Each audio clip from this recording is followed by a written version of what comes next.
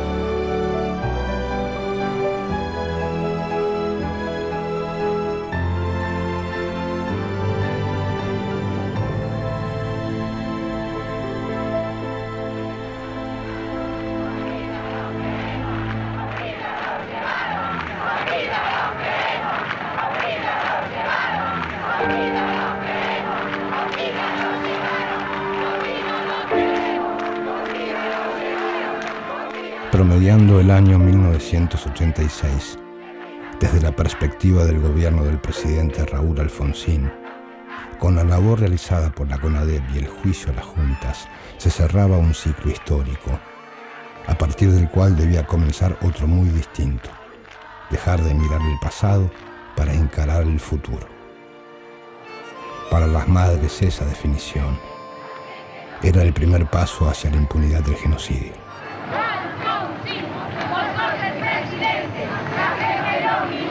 Desde que entró Alfonsín al poder, quería disolver a las madres. No es que nosotros queríamos disolver al ejército, ellos no querían disolver a nosotros. Querían que no fuéramos más a la plaza, que no tuviéramos más la casa, que ya todo se arreglaba, que ya estaba, que con la democracia se come, se vive, se cultiva, se todo, mentira. Y nosotros no le creíamos. Entonces, lógico que ellos nos acusaran de todo lo que nos acusaban, porque no podían con nosotras. Y pensábamos que era un cambio, que era distinto, que íbamos a poder conseguir algo. Pensábamos que íbamos a ser más comprendidas y atendidas. Y no fue así. Lógicamente estábamos contentas porque cualquier que viniera a reponer, cualquier presidente que viniese, era siempre superior a esta horrible dictadura. Es decir, liberar al pueblo de semejante dictadura siempre te daba un halo de esperanza y de felicidad. Pero con respecto a nuestro reclamo, no teníamos mucha esperanza de que el próximo gobierno, porque no creíamos que los milicos iban a entregarse mansamente. Pensábamos siempre que detrás de esa entrega de poder había un tratado, un entramado entre el nuevo poder y los militares. Sí, no, simplemente queremos saber con qué instrucciones viene. Vamos a Campo de Mayo. Dentro de unos minutos saldré personalmente a Campo de Mayo a intimar la rendición de los sediciosos. Lo que nos queda fundamentalmente como positivo es que creemos que el señor presidente y los dirigentes de los principales partidos políticos han entendido que este puede y debe ser el puntapié inicial para la reconciliación de todos los argentinos. Compatriotas, felices Pascuas. La casa está en orden y no hay sangre en la Argentina.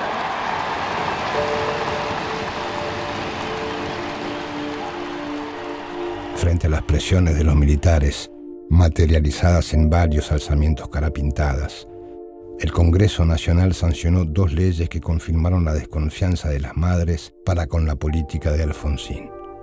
La primera ley, llamada Punto Final, imponía un plazo de 60 días para la iniciación de causas judiciales. Lo que no se hubiera hecho en ese plazo quedaba definitivamente prescripto y, por lo tanto, fuera del alcance de la justicia. La segunda ley, llamada obediencia debida. Eximía a los oficiales de las Fuerzas Armadas desde los cargos de jefe hasta los niveles inferiores, quedando los oficiales con mando superior excluidos de este beneficio. Su consecuencia directa fue el desprocesamiento de casi todos los militares sometidos a la justicia. Abriendo para que salgan. Vete más al medio.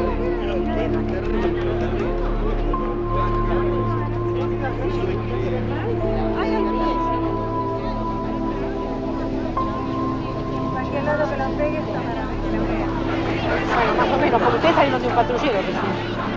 ¿Y por qué están filmando? Que salen de un patrullero. Ya no, yo no filmaron los patrulleros, nosotros no los filmamos. Sí, pero no me toca a mí. Bueno, pero Ya usted lo estoy tocando. vos me estás filmando, anda. Anda a filmar a tus patrones, anda. Que tenés mucho, desgraciadamente. Obediencia de vida, vaya. Vayan, obediencia de vida.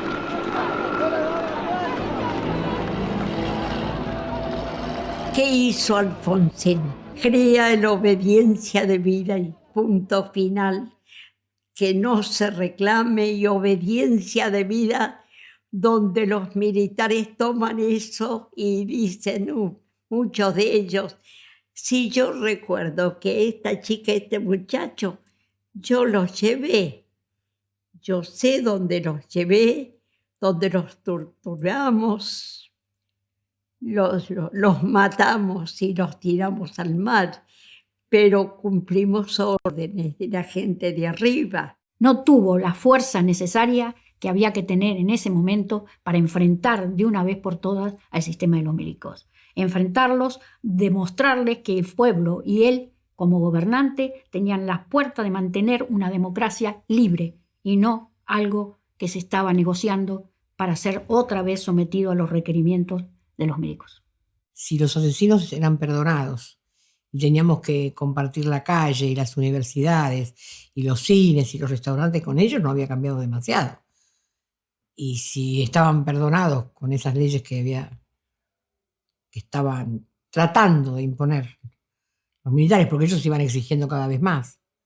Ellos no querían que se los toque, no querían dejar sus privilegios. Y me parecía que había que decir a la gente, ¿no? Que no era democracia. La falta de justicia, una democracia no es con falta de justicia, la democracia es con justicia.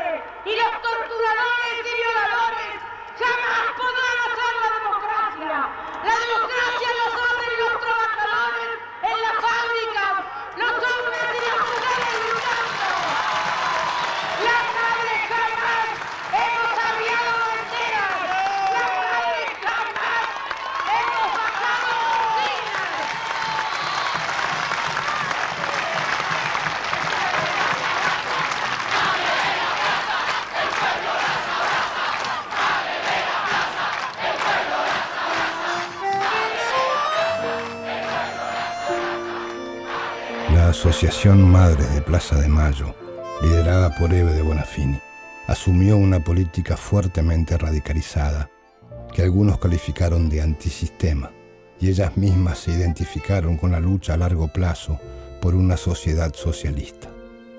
Madres de Plaza de Mayo, línea fundadora, en cambio, contuvo en su seno una pluralidad de posiciones, desde moderadas hasta francamente de izquierda. Ambas, sin embargo, mantuvieron banderas históricas de lucha por la vigencia de los derechos humanos y seguirían resistiendo frente al retroceso de la justicia a favor de la impunidad. Resistir es estar combatiendo todo el tiempo. Y nosotros combatíamos al enemigo, combatíamos a los que tiraron a nuestros hijos al mar, combatíamos a la iglesia, a los burócratas sindicales. Entonces había que ponerlo, sintetizarlo en una consigna. Resistir es combatir. Combatíamos a todos esos que habían hecho posible la dictadura. A los poderosos, a los bancos, a las empresas, a todos. Resistir contra la injusticia. Resistir contra todas las maldades y resistir y combatir por todo lo que querían nuestros hijos y que resistíamos por amor a ellos y que íbamos a seguir resistiendo hasta que se supiera la verdad de todo lo que había pasado. Hoy, más que nunca, resistir es combatir.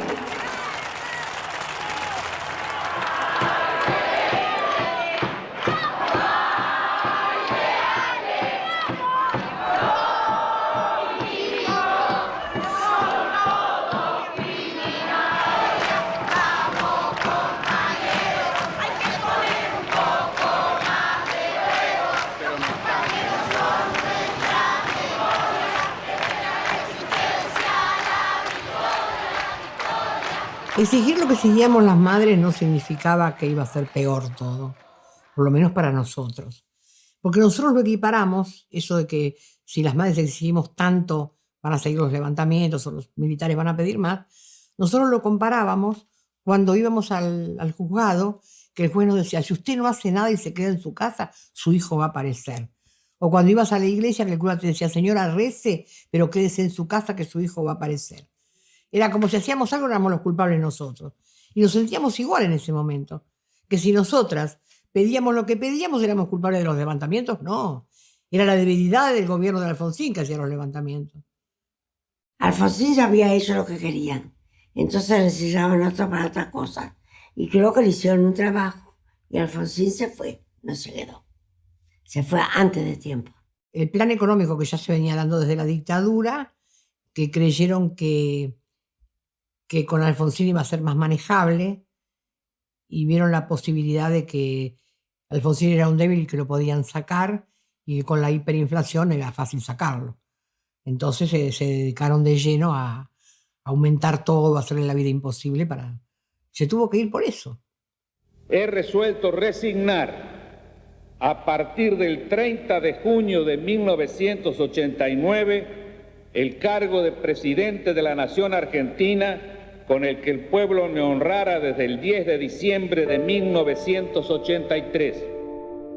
La pérdida de legitimidad con relación al tema de los derechos humanos y la justicia, la crisis de gobernabilidad, fortalecida por los alzamientos militares, las claudicaciones, la hiperinflación promovida por los grandes grupos económicos y la falta de respuesta oficial a esa maniobra condujeron a la efectiva derrota electoral del radicalismo el 14 de mayo de 1989 y al fin del gobierno de Alfonsín, quien entregó el poder anticipadamente el 8 de julio de 1989 al presidente recientemente electo Carlos Saúl Menem. Yo, Carlos Saúl Menem, juro por Dios nuestro Señor y estos santos evangelios desempeñar con lealtad y patriotismo el cargo de presidente de la nación. Menem siempre fue un parapsicólogo, ¿viste? Era más parecido a un parapsicólogo que un abogado. Entonces, desde hablar de revolución productiva, cuando él ni loco iba a hacer eso, hablar de que iba a ser una isla no sé dónde, íbamos a llegar a Japón no sé cómo, todas eran cosas muy locas que nadie le podía creer. No era eso lo que iba a hacer. Después lo dijo. Si yo decía lo que iba a hacer, nadie me votaba. Y ha llegado el momento en esta plaza histórica de la Cinesia Argentina. Está en marcha la revolución productiva que va poniendo de pie a nuestra querida patria para que camine hacia su destino de grandeza. Gracias a todos.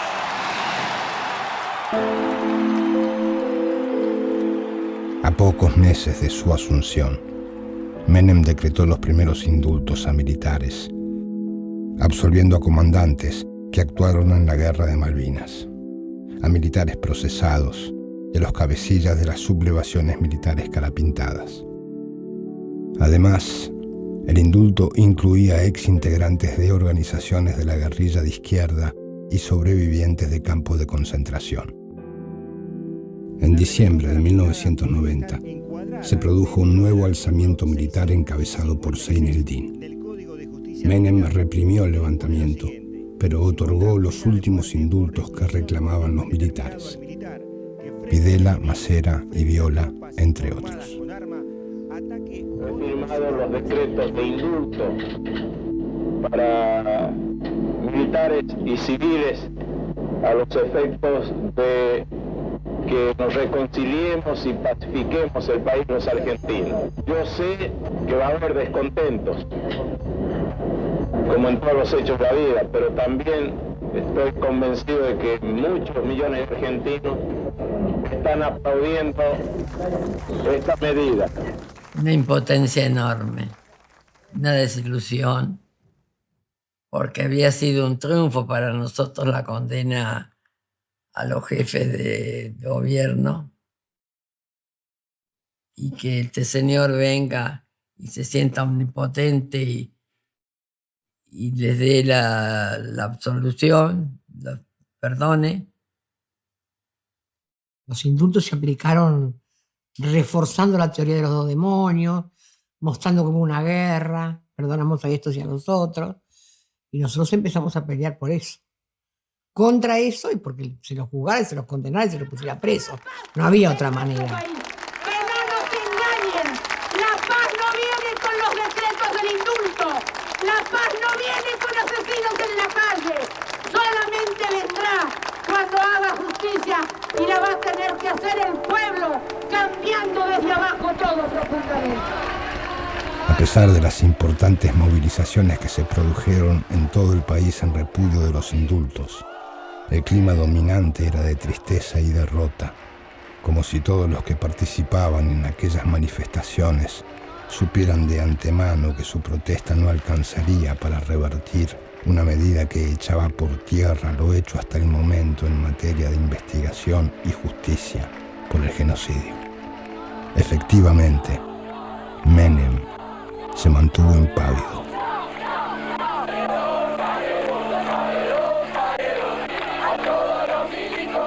Nos preocupa como el indulto como falta de justicia, nos preocupa también por lo que esto significa para los niños, no solo los desaparecidos, sino todos los niños que están mirando lo que hacemos los mayores y que estamos ignorando la labor de la justicia, lo que significa un retroceso en la democracia. Al señor presidente de la Nación, doctor Carlos Saúl Menem. No me voy a olvidar nunca de esa marcha, como la vivimos. Había gente muy enojada,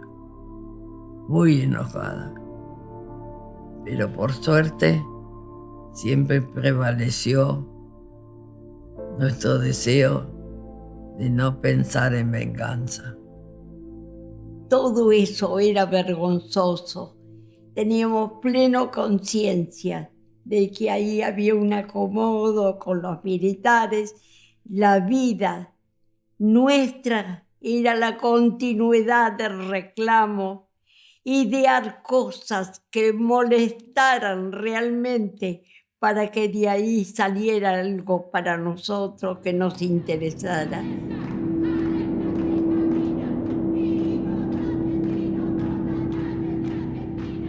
Había habido una propaganda de muchos meses de Menem que, bueno, aconsejaba que para que no pase, que no hubiera desaparecido, que no nos pasara otra vez como nosotros, que no cuidamos a los hijos, según él, y que entonces aconsejaba y le preguntaba a la gente, ¿sabe está dónde es su hijo ahora?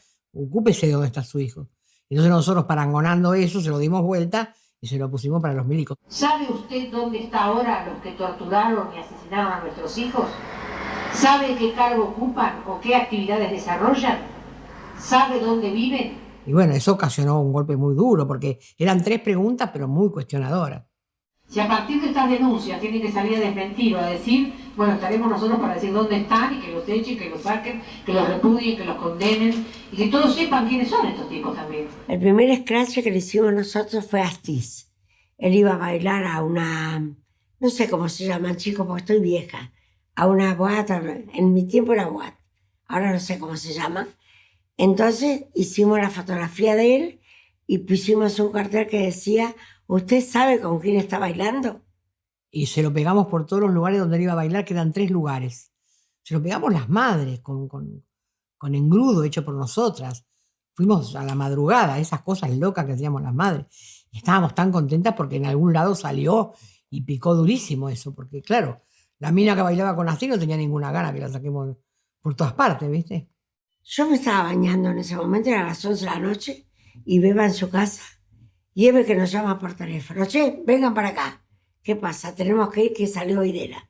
A donde estaba Videla, a la casa de Videla fuimos. Paseamos toda la noche y le tocamos al timbre a toda la gente. Y Eve le decía, ¿usted sabe con quién está viviendo? Toda la noche caminando frente a la casa de Videla. Esos eran scratches, de horas y horas.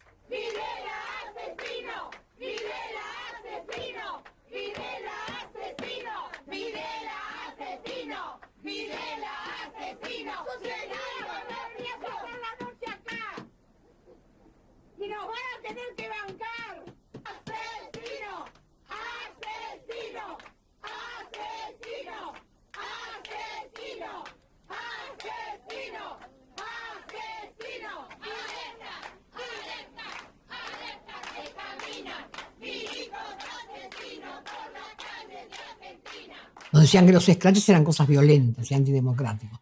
La tortura, la muerte, la desaparición, la falta de trabajo, que sacamos la falta de trabajo es un crimen, eso no era. No, eso era normal. Pero que nosotros hiciéramos esto otro era violento, ¿no? La violencia no era esa. El hambre no era violencia. Era violencia que nosotros dijéramos dónde estaban ellos, qué hacían, con quién bailaban, dónde comían. Que esto de la corrupción y de la honestidad, habría que tomarlo con pinzas. Yo siempre cuento la anécdota. Cuando alguien va a la mesa de uno y entra a hablar de honestidad, y entra a hablar de moral y de ética, cuando se va hay que contar los cubiertos. Al frente de lo que hace a combatir la corrupción. Delito de corrupción es un delito que no puede quedar impune, porque la impunidad significa amiguismo, porque la impunidad significa encubrimiento, porque la impunidad significa privilegios sectarios, porque la impunidad significa falta de coraje político, o falta de eficacia legislativa, o falta de celeridad judicial.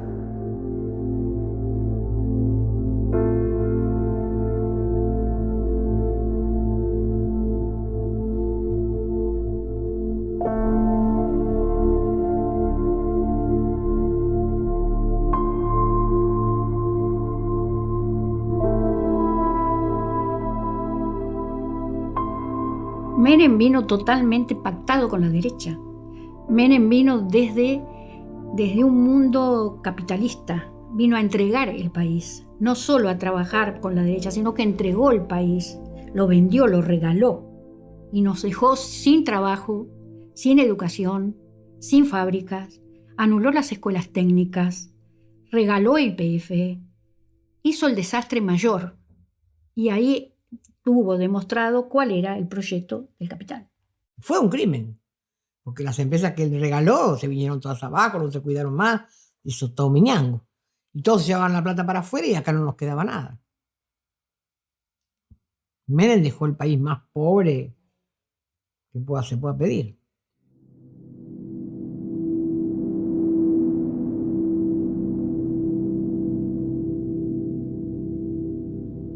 Siento vergüenza de haber tenido un presidente ridículo. Qué pocas agallas tenía. Lo único que le importaba era figurar como presidente. Lo que siento es que el país lo votó 2 veces. Yo, Carlos Saúl Menem, juro por Dios nuestro Señor y estos santos evangelios desempeñar con lealtad y patriotismo el cargo de presidente de la Nación y observar y hacer observar fielmente la Constitución de la Nación Argentina No se puede parar la política de impunidad de Menem porque Menem tenía aliados muy poderosos, aliados económicos de fuera del país, no de acá. Cavallo era un tipo que ya había armado todo un proyecto con los Alzogaray, con toda la basura que puedas pedir. Que lo que él regaló a las empresas no fue gratis, fue para que sostuvieran toda su política de impunidad. Con lo que él se había comprometido con los milicos, por supuesto. Porque a él le faltaba la gorra, ¿viste? Las madres se enfrentaron al gobierno de Menem en todos los terrenos, no solo con relación al abandono y el retroceso de la justicia con respecto al genocidio, sino también con lo económico y social. Tanto el sector de Ebe de Bonafini como el de Línea Fundadora compartirían la lucha contra el orden neoliberal del menemismo. Y Ebe de Bonafini, titular de las Madres de Plaza de Mayo, recibió un duro golpe en la cabeza.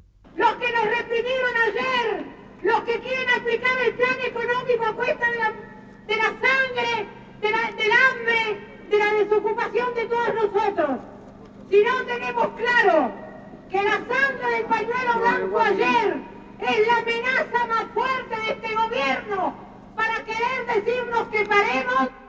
Miles de personas marcharon hoy a la legislatura de la provincia de Buenos Aires para repudiar la violenta represión policial de ayer contra estudiantes que defendían la gratuidad irrestricta de las universidades. Bueno, esto de que las marchas crecieran tanto en la época del final de Menem tiene que ver con lo que estaba pasando en el país. La gente al principio le creyó a Alfonsín, fue un fracaso. Y después los que votaron a Menem, que votaron cualquier cantidad, también empezaron a ver que se caía todo. Entonces la gente empezó a ver que tenía que organizarse, a ver que tenía que agruparse en algo. Y eso hizo que la plaza fuera lo que contuviera todo eso, ¿no? Las marchas de la resistencia eran como una contención para la gente. Y el 24 de marzo tenía que ver con lo que había pasado, y como no queríamos que vuelva a pasar, y como las cosas estaban bastante mal, la gente dijo, bueno, vamos a la plaza, que es una manera de decir, estamos acá, estamos repudiando, no queremos que pase más lo que ya pasó. Y se empezó a sentir mucho que la gente ya quería participar, quería salir, quería reprochar todo lo que se estaba viviendo. Y eso impulsó mucho, porque siempre las movilizaciones populares son importantes, siempre que el pueblo sale a la calle es importante. Y las madres nos sentimos más acompañadas porque habíamos estado muy solas. Y ahora el ver que otra vez el pueblo salía a la calle era como que un resurgir en la lucha, y fue muy, muy importante. El gran seductor que usted tiene, ¿si le molesta un poco? No, todo lo contrario, me ayuda. Yo me la paso haciendo cosas para mi cuerpito, para gustarle a alguien, por favor.